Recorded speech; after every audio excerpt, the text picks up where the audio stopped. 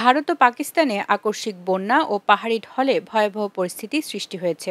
গত ২৪ ঘণ্টায় দুই দেশে অন্তত ২৮০ জনের প্রাণহানি ঘটেছে। নিখোঁজ রয়েছেন শতাধিক মানুষ। উদ্ধার কাজে নেমেছে সেনাবাহিনী সহ জরুরি সেবাদাতা সংস্থাগুলো। তবে খারাপ আবহাওয়া ও দুর্গম পাহাড়ি অঞ্চল হওয়ায় ব্যাহত হচ্ছে উদ্ধার কাজ। এলএমই সার্টিফাইড বিশ্বসেরা কপারে তৈরি ওয়ালটন কেবলস, যা আপনার স্থাপনাকে রাখবে সব সময় নিরাপদ। ভারত নিয়ন্ত্রিত কাশ্মীরের কিশতওয়াড়া জেলার প্রত্যন্ত গ্রাম সোচিতিতে বৃহস্পতিবার রাতে হঠাৎ প্রবল বর্ষণে পাহাড়ি ঢল নামায় অন্তত ৬০ জনের মৃত্যু হয়। নিখোঁজ রয়েছেন আরও প্রায় ৮০ জন। সেখানে চলমান বার্ষিক হিন্দু তীর্থযাত্রার সময় ২ শতাধিক পুণ্যার্থী একটি স্থানীয় কমিউনিটি কিচেনে খাবার খাচ্ছিলেন। মুহূর্তের মধ্যে নেমে আসা বন্যার পানিতে তারা ভেসে যান।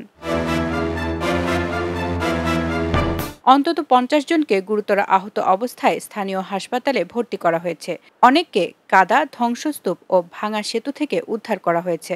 দুর্যোগ ব্যবস্থাপনা কর্মকর্তা মোহাম্মদ ইরশাদ জানিয়েছেন, পরিস্থিতি এখনও নিয়ন্ত্রণে আসেনি এবং মৃত ও নিখোঁজের সংখ্যা আরও বাড়তে পারে। পরিস্থিতি সামাল দিতে সেনারা অস্থায়ী সেতু বানিয়ে আটকে পড়া তীর্থযাত্রীদের নিরাপদ স্থানে সরিয়ে নিচ্ছেন। এ অবস্থায় চলমান তীর্থযাত্রা, যা ২৫ জুলাই শুরু হয়েছিল এবং ৫ সেপ্টেম্বর শেষ হওয়ার কথা ছিল, তা আপাতত স্থগিত করা হয়েছে। ভারতের পাশাপাশি পাকিস্তানেও বন্যার ভয়াবহতা তাণ্ডব চালাচ্ছে। দেশটির উত্তর পশ্চিমাঞ্চলে গত ২৪ ঘণ্টায় প্রাণ হারিয়েছেন অন্তত ১৬৪ জন। এর মধ্যে শুধু বুনের জেলাতেই শুক্রবার মারা গেছেন ৭৮ জন। আহত হয়েছেন অনেকে। জরুরি অবস্থা ঘোষণা করেছে প্রশাসন। এদিকে ত্রাণ সামগ্রী বহনকারী একটি হেলিকপ্টার শুক্রবার খারাপ আবহাওয়ার কারণে বিধ্বস্ত হয়। এতে ২ পাইলট সহ ৫ জন নিহত হন। দুর্ঘটনার পর উদ্ধারকর্মীরা আরও সতর্কতার সঙ্গে কাজ শুরু করেছেন। পাহাড়ি এলাকায় আটকে পড়া প্রায় ১৩০০ পর্যটককে উদ্ধার করা হয়েছে।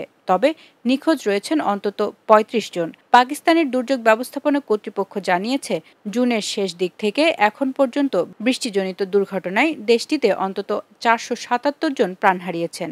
তাদের মধ্যে নারী ও শিশুদের সংখ্যাই সবচেয়ে বেশি। এলো খবরের কাগজ, নিখাত, নির্ভীক, নিরপেক্ষ।